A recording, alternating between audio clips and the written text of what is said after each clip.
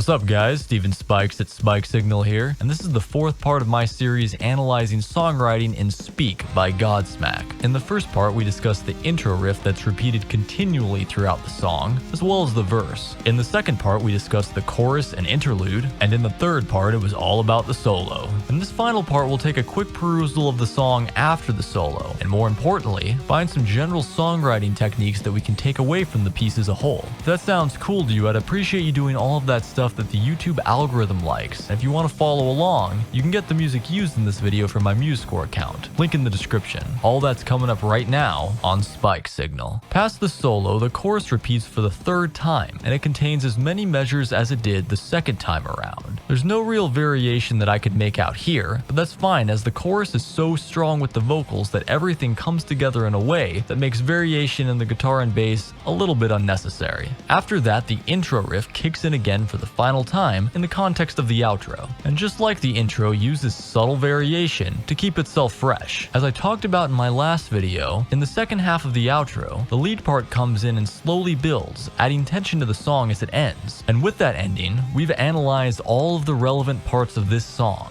Now it's time to put it all together and get some general takeaways that'll allow us to improve our songwriting abilities. First of all, if you're repeating an identical riff in terms of notes and chords, you can change up the articulations on those notes in order to make the riff have a bit of a different feel, like was done in the intro riff and verses. If you want to push this a little bit further, you can even add rests where there were once palm muted notes before. Another thing to keep in mind is the utility of using offbeat rhythms on occasion. This was done continually in the chorus as well as the interlude, not to mention the intro itself. Doing this allows you to take a relatively simple melodic idea, but increase the intrigue of the riff without changing it so much that the listener would become confused. From the solo, we can see the benefit of using accidentals to get a darker aesthetic without totally changing the sound of the song. From the outro lead near the end of the song, we see a very simple way to add a lot of intensity to the ending of a song by ascending from the 5 to the 1 of a minor scale measure by measure in a lead line over top of a rhythm that's largely being played in the Phrygian mode. You add a little bit of extra intensity that's so important to cap a song out with. Hopefully these takeaways benefit your songwriting, and hopefully you had a cool time learning all the stuff we talked about as we were going through this series. If you have any comments, questions, or suggestions, please let me know as I'm always looking to make these videos better. And at the end of the day, these videos are more of a conversation about the best way to interpret riffs and melodic ideas from our favorite bands anyways, so please let me know if you have any feedback. The week after next, we're going to be stepping away from songwriting analysis for something a little bit different, but I'm hoping you guys like it all the same. If you could do all that stuff that the YouTube algorithm likes, I would greatly appreciate it, and I'll see you right here next time on Spike Signal.